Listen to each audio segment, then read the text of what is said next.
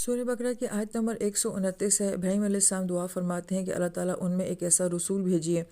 جو انہیں آپ کی آیات کو پڑھ کر سنائے۔ آیت مبارکہ میں بعثہ کا لفظ ہے، اور بعث جو ہے کہا جاتا ہے کسی سوئے ہوئے کو جگانا، کسی کو حرکت دینا، کسی چیز کا اٹھانا۔ تو گویا کہ اس لفظ کے اندر بھی بہت ساری حکمتیں نظر آتی ہیں کہ آپ علیہ السلام کو ایسے اس معاشرے میں بھیجا گیا کہ آپ نے اس سوئے ہوئے معاشرے کو بیدار کرنا ہے، جگانا ہے، اپنے قدموں پہ کھڑا کرنا ہے۔ پھر فرمایا کہ فیہم انہی میں سے بھیجیے۔ فیہم میں علماء کرام فرماتے ہیں کہ پورا ایک فلسفہ بیان کیا گیا ہے کہ اگر کوئی شخص اپنے ہی علاقے کا ہو، اپنے ہی کلچر ثقافت کا ہو، ایون یہ کہ اگر وہ آپ کی ہی اپنی جنس میں سے ہو، یعنی کہ مرد مرد کی بات کا زیادہ اثر لیتے ہیں، عورت عورت کی بات کا زیادہ اثر لیتی ہے، نوجوان نوجوانوں میں زیادہ کمفرٹیبل رہتے ہیں، بچے جو ہیں وہ بچوں سے زیادہ متاثر ہوتے ہیں، تو اگر انہی میں سے کوئی شخص اٹھ کے کوئی بات کرتا ہے، اس کی بات کا اثر زیادہ ہوتا ہے۔ اس کو اگر فیلڈ میں لے جایا جائے، ڈاکٹر کی بات کو زیادہ اہمیت دیتا ہے، انجینئر کی بات کو زیادہ اہمیت دیتا ہے، دینی لوگ جو ہیں وہ دینی پس منظر رکھنے والوں کی بات کا زیادہ اثر لیتے ہیں۔ تو گویا کہ اگر وہ اسی میں سے ہوگا جو دعوت دینے والا ہوگا تو اس کی بات زیادہ مؤثر انداز میں ہوگی۔ تو فیہم کے اندر بھی ایک پورا فلسفہ بیان کیا گیا ہے کہ آپ علیہ السلام کو اسی قوم میں سے بھیجا گیا، آپ انہی کے ساتھ رہتے ہیں، انہی کی زبان بولتے ہیں، تو جب ایسا شخص آ کے دعوت دیتا ہے تو پھر کوئی اعتراض کا جواز نہیں رہ جاتا اور بات زیادہ مؤثر بھی ہوتی ہے۔ پھر علماء کرام یہ فرماتے ہیں کہ اس آیت مبارکہ میں ابراہیم علیہ السلام اپنے لیے ایک اولاد کو مانگ رہے ہیں اپنی نسل میں، لیکن اس اولاد کے لیے کن خوبیوں کا ذکر کیا جا رہا ہے؟ تو اگر چاروں خوبیوں کو دیکھا جائے تو ان کا تعلق جو ہے وہ علم سیکھنے اور سکھانے سے ہے، چاہے وہ آیات کا سنانا ہو، کتاب کا سکھانا ہو، تزکیہ ہو یا حکمت ہو۔ تو گویا کہ ہماری سوچ یہ ہوتی ہے کہ ہماری اولاد ایسی ہو جو اچھی کمانے والی ہو، ہمارے بڑھاپے کا سہارا بنے، اپنے بہن بھائیوں کا خیال رکھے، اس سے آگے کی ہماری سوچ نہیں ہوتی ہے۔ جبکہ یہ آیت مبارکہ ہمیں یہ سوچ دے رہی ہے کہ اپنی اولادوں کے اندر ایسی خوبیاں اللہ پاک سے مانگنی چاہیے کہ وہ صرف آپ کی ذات کے لیے نفع نہ ہوں بلکہ وہ پورے معاشرے کے لیے جو ہیں وہ نفع والے ہوں۔ اور چاروں خوبیوں کو جو ذکر کیا گیا ہے تو اس لیول پہ جا کے اپنی اولاد کے اندر ان خوبیوں کو دیکھنا چاہیے اور ان خوبیوں کو مانگنا بھی چاہیے۔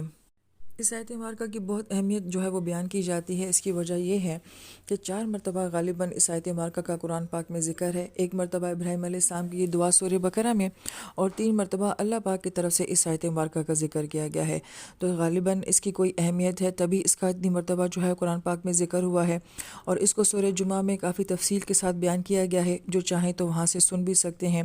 کیونکہ یہ وہ آیت مبارکہ ہے جس میں نبی علیہ السلام کی کل زندگی کے مقصد کو اور آپ علیہ السلام نے کس طریقے سے تھوڑے سے عرصے میں ایک پورے معاشرے میں تبدیلی لائی، اور یہ تبدیلی صرف اجتماعی سطح پہ نہیں تھی بلکہ انفرادی سطح پہ بھی تھی، کہ وہ لوگ صرف اجتماعی طور پہ یا انتظامی لحاظ سے ہی انہوں نے اپنے آپ کو تبدیل نہیں کیا تھا، ان لوگوں کا کھانا پینا بھی بدل گیا تھا، اٹھنا بیٹھنا بھی بدل گیا تھا، سونا جاگنا بھی بدل گیا تھا۔ کسی معاشرے میں اتنی باریکی کے ساتھ اتنی تبدیلی لے کر آنا، وہ بھی اتنے مختصر عرصے میں، یہ آپ علیہ السلام کا بہت بڑا کمال تھا۔ لیکن سوال یہ آتا ہے کہ کس سیٹ اپ کے ذریعے، کس فارمولے کے ذریعے جو ہے آپ علیہ السلام نے یہ سارا نظام کر کے دکھایا، تو وہ اس آیت مبارکہ میں بیان کیا گیا ہے۔ اگر کوئی انسان اپنی ذات میں انفرادی تبدیلی لانا چاہتا ہے، کسی میں تبدیلی لانا چاہتا ہے، اپنے گھر میں اپنے ماحول سسٹم میں تبدیلی لانا چاہتا ہے، تو وہ کس پیٹرن کو فالو کرے گا، وہ اس آیت مبارکہ میں بیان کیا گیا ہے۔ اس لیے یہ بہت غور طلب اور بہت ہی گہری آیت مبارکہ ہے۔ پھر اس آیت مبارکہ میں جو سب سے پہلا کام رسول کا بتایا گیا ہے کہ یتلو علیہم آیاتی کا، کہ وہ آپ کی آیات کو پڑھ کر سنائے۔ لفظ آیا کے بہت سارے معنی جو ہیں وہ بیان کیے جاتے ہیں۔ آیا نشانی کو بھی کہا جاتا ہے، کسی قیمتی چیز کو کہا جاتا ہے، یاد دہانی کو کہا جاتا ہے، کسی بامقصد چیز کو کہا جاتا ہے، ڈائریکشن کو کہا جاتا ہے۔ تو گویا کہ لفظ آیا کے اندر بہت زیادہ وسعت ہے۔ اس سے علماء کرام یہ فرماتے ہیں کہ اگر اس لفظ کے اوپر غور کیا جائے تو دنیا میں ایسی کون سی چیز ہے جو ہمیں آیا نظر نہیں آتی ہے، یعنی کہ دنیا کی ہر چیز جو ہے، ہر بات جو ہے وہ ایک آیا ہے۔ لہٰذا زمین، آسمان، پہاڑ، دریا، ایون انسان خود، اس کی اپنی ذات، انسان کا ماضی، حال، مستقبل، یہ تاریخ کا علم، یہ دنیا، یہ آخرت، گویا کہ دنیا کی ہر مخلوق جو ہے وہ ایک آیا ہے، یعنی کہ دنیا میں جو کچھ بھی ہے وہ اللہ پاک کی تخلیق ہے، اور اللہ پاک کی تخلیق کیا ہے، وہ ایک آیا ہے۔ تو اگر اس انداز سے اس لفظ کو دیکھا جائے تو سوال پھر یہ آتا ہے کہ دنیا میں ایسا کیا ہے جو کہ آیا نہیں ہے؟ تو گویا کہ ہر چیز جو ہے وہ ایک آیا ہے۔ امام راضی رحمۃ اللہ فرماتے ہیں کہ دو طرح کی آیات ہوتی ہیں، ایک تخلیقی آیات ہوتی ہیں اور ایک وحی کی آیات ہوتی ہیں۔ تخلیقی آیات میں جو بھی اللہ پاک نے دنیا میں تخلیق کیا ہے وہ آیات شامل ہو جاتی ہیں، لہذا تخلیقی آیات ایسی ہوتی ہیں جو کہ قرآنی آیات کو، قرآنی وحی کو سمجھنے میں مدد دیتی ہیں، اور جو قرآن کی آیات ہیں یعنی کہ قرآن کی جو وحی ہے وہ دنیا کی تخلیقات کو کلیئر کرتی ہے، اس کو سمجھنے میں مدد دیتی ہے۔ یہی وجہ ہے کہ فطرت کا اور قرآنی آیات کا آپس میں بڑا گہرا تعلق ہے، کیونکہ جب آپ قرآن میں زمین، پہاڑ، آسمان، چاند، ستاروں کو پڑھتے ہیں تو پھر آپ لائیو زندگی میں ان کو دیکھتے ہیں، تو گویا کہ جب آپ ان کو دیکھتے ہیں تو ہمیں قرآن یاد آ جاتا ہے، جب ہم قرآن پڑھتے ہیں ہمارا دھیان ان کی طرف جاتا ہے، تو پھر جو تدبر کرنے والے لوگ ہیں، غور و فکر کرنے والے لوگ ہیں، وہ اس سے بہت آگے کی دنیا میں چلے جاتے ہیں۔ تو گویا کہ ان دونوں کا آپس میں بڑا گہرا ربط ہے۔ اسی ضمن میں علماء کرام یہ بات بھی فرماتے ہیں کہ اگر دنیا کا ہر علم ہی جو ہے وہ ایک آیا ہے تو پھر یہ بایو، یہ فزکس، یہ کیمسٹری، یہ نفسیات، یہ حساب، یہ سب کیا ہیں؟ یہ بھی گویا کہ آیات کا علم ہے۔ ایون یہ جو علوم ہمیں ابھی معلوم ہے اور وہ جو قیامت تک آنے والے سارے علوم ہیں، آج جو نت نئے سبجیکٹ دنیا میں آ رہے ہیں، یہ سب کیا ہیں؟ یہ بھی آیات ہی میں شامل ہیں۔ لہٰذا غور طلب بات ہے کہ اگر کسی کے پاس ان علوم کا علم نہیں ہے تو اس کا مطلب ہے وہ بھی ایک طرح کی آیت سے جو ہے وہ محروم ہے، اور جس کے پاس یہ علوم تو ہیں مگر قرآنی آیات کا علم نہیں ہے تو وہ بھی ایک بہت بڑے علم کے ذخیرے سے محروم ہے۔ تو گویا کہ ہر علم اللہ پاک کا جو ہے وہ ایک آیا ہے۔ پھر بڑی پیاری بات علماء کرام یہ فرماتے ہیں کہ آیا کا ایک معنی یہ بھی ہوتا ہے کہ وہ چیز جو آپ کو حیران کر دے، آپ کو تجسس کی دنیا میں ڈال دے، حیرانگی کی دنیا میں ڈال دے۔ تو اگر ہم دنیا کے کسی بھی علم کو دیکھتے ہیں یا سبجیکٹ کو دیکھتے ہیں، اور بالخصوص آج کے دور میں ہم جب نئی نئی تحقیقات دیکھتے ہیں تو گویا کہ وہ علم ہمیں حیران کر دیتا ہے۔ لیکن اس سے بھی زیادہ خوبصورت بات یہ ہے کہ جب ہم قرآن پاک کو پڑھتے ہیں تو قرآن پاک کی ایک ایک آیت جو ہے وہ انسان کو حیران کر دینے والی آیا ہے۔ اگر ہم غور کریں، تفکر کریں اور اس کے اندر کو جو ہے وہ جاننے کی کوشش کریں تو گویا کہ یہ ایک علم کا جہان ہے۔ اس کی بڑی پیاری مثال علماء کرام یوں بھی دیکھتے ہیں، جب آپ علیہ السلام نے یہ فرمایا تھا کہ آخری وقت میں دنیا سے علم اٹھا لیا جائے گا تو صحابہ کرام کا پہلا سوال یہی تھا کہ اللہ کے نبی کیا ہم قرآن نہیں پڑھتے ہوں گے؟ تو گویا کہ علم کا ریسورس ہی کیا ہے؟ قرآن ہے۔ ہر طرح کا علم جو ہے وہ قرآن پاک میں ڈسکس کیا گیا ہے۔ کاش کہ ہم مسلمان جو ہیں اس کتاب کو اس گہرائی کے ساتھ پڑھنے کی کوشش کریں اور اس کے علوم کی گہرائی کو جاننے کی کوشش کریں تو ہمیں سمجھ آئے گی کہ کوئی علم دنیا میں ایسا نہیں ہے کہ جس کے بارے میں ہمیں ڈائریکشن قرآن سے نہ ملتی ہو۔ پھر آیت مبارکہ میں آتا ہے یعلم الکتابہ، کہ پھر وہ کتاب کو سکھاتے ہیں۔ اب یہ پورا ایک تعلیمی نظام یہاں پہ بیان کیا گیا ہے جس میں ایک استاد چاہیے ہوتا ہے، شاگرد چاہیے ہوتا ہے، کتاب چاہیے ہوتی ہے، پورا سلیبس ہوتا ہے، اس سلیبس کو پڑھانے کا ایک نظام ہوتا ہے، ایک ماحول ہوتا ہے،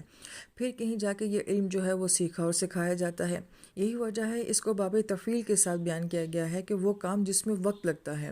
لہٰذا علم کسی کو جو ہے وہ چند لمحوں میں یا ایک وقت میں نہیں دیا جا سکتا۔ علم وہ چیز ہے جو انسان سے محنت مانگتی ہے، قربانی مانگتی ہے۔ جو انسان علم کے لیے قربانی نہیں دیتا، علم کے لیے محنت نہیں کرتا، اس کو کبھی بھی جو ہے وہ علم نہیں آ سکتا۔ اسے یعلمہ الکتاب کا بتایا گیا کہ جو ان کو باقاعدہ نبی علیہ السلام نے 23 سال کے عرصے میں صحابہ کرام کو سکھایا ہے اور ان کو اپنی تربیت میں بٹھا کے، اپنے سامنے بٹھا کے دین کو جو ہے وہ سمجھایا ہے۔ تو یہ کتاب کا، یہ ایک ادارے کا جو ہے وہ سسٹم یہاں پہ بیان کیا گیا ہے کہ یہ سیکھنے سکھانے کا علم جو ہے وہ وقت مانگتا ہے۔ پھر اس کے بعد فرمایا کہ والحکمہ، جو کہ ان کو حکمت کا علم دے۔ تو بعض مفسرین کرام یہ فرماتے ہیں کہ حکمت کے دو حصے ہوتے ہیں۔ ایک تو حکمہ وہ ہے جو جس کا تعلق ہمارے ایمان کے ساتھ ہے، یعنی کہ اندیکھی دنیا کے ساتھ ہے، اور دوسری حکمہ جو ہے جس کا تعلق ہماری اخلاقیات کے ساتھ ہے۔ لہٰذا ہمیں قرآن پاک میں احکام نظر آتے ہیں، وہ بڑے کلیئر ہوتے ہیں، یہ حلال ہے، یہ حرام ہے، یہ ٹھیک ہے اور یہ غلط ہے، بالکل واضح سی بات کی جاتی ہے۔ پھر کچھ ایسے کام ہوتے ہیں جنہیں ہم دیکھ سکتے ہیں، جن کے قانون اور قوانین بنے ہوئے، مثلاً جھوٹ ہے، رشوت ہے، سود ہے، قتل ہے، یہ ایک ایسے گناہ ہیں جنہیں دیکھا جا سکتا ہے، جن کی سزائیں متعین ہیں، جن کے قوانین جو ہیں وہ بنا دیے گئے ہیں۔ لیکن اس کے ساتھ ساتھ کچھ باطنی اعمال ایسے ہوتے ہیں جیسے سچ ہے، صداقت ہے، ایمانداری ہے، احساس ہے، کسی کا کے لیے اچھا گمان کرنا ہے، یہ سب آپ کی اندر کی کیفیات ہوتی ہیں۔ اسی طریقے سے کچھ گناہ ایسے ہوتے ہیں کہ جیسے حسد ہے، بغض ہے، بدگمانی ہے، یہ سب اعمال ایسے ہیں کہ جو کہ انسان کے دل میں ہوتے ہیں۔ ان کے لیے کوئی قوانین نہیں بنائے گئے، ان کے لیے کوئی حلال حرام کا جو ہے وہ طریقہ کار نہیں بیان کیا گیا کہ آپ کسی شخص کو دیکھ کے یہ نہیں کہہ سکتے کہ آپ کے دل میں تکبر ہے، آپ حرام کام کر رہے ہیں۔ وہ انکار کر دے گا، اور ہمارے پاس کوئی ثبوت نہیں ہوگا کہ ہم اس کو پروف کر سکیں کہ وہ متکبر شخص ہے یا نہیں ہے، وہ جھوٹا شخص ہے یا نہیں ہے۔ تو گویا کہ یہ دو طرح کے علوم ہیں جن کا ذکر قرآن پاک میں آیا ہے۔ تو ایک علم کو جو سیکھا جاتا ہے وہ ظاہر کے علم کے ساتھ سیکھا جاتا ہے، اور ایک علم ایسا ہے جس کا تعلق باطن کی دنیا کے ساتھ ہوتا ہے، اس کو بھی حکمہ کہا گیا ہے۔